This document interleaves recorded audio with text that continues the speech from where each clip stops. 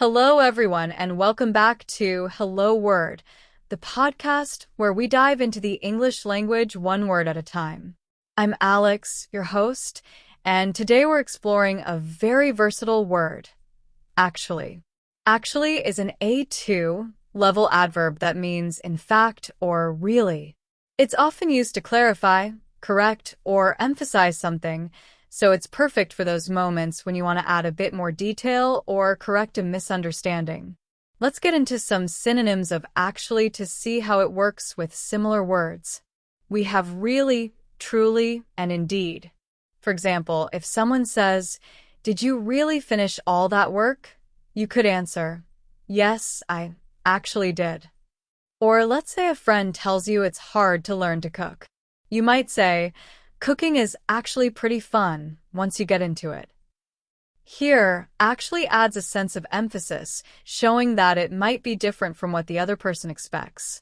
Now, let's look at some antonyms that show the opposite of actually.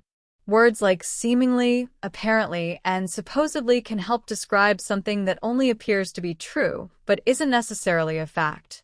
For example, if you tell someone, "She's actually very friendly," you're clarifying that, even though she might seem unfriendly at first, in reality, she's not.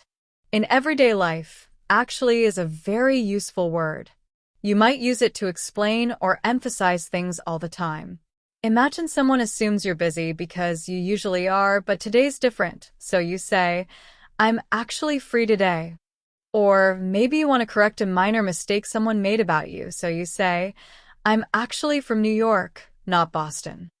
It's polite, clear, and a great way to gently correct or emphasize a fact.